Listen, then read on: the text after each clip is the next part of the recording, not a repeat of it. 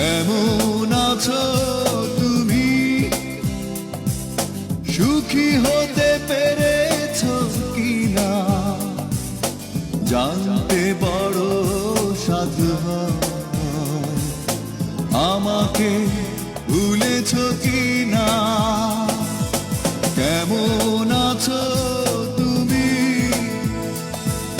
সুখী হতে পেরেছো কিনা জানতে বড় সাধু হয়। আমাকে ভুলেছো কিনা?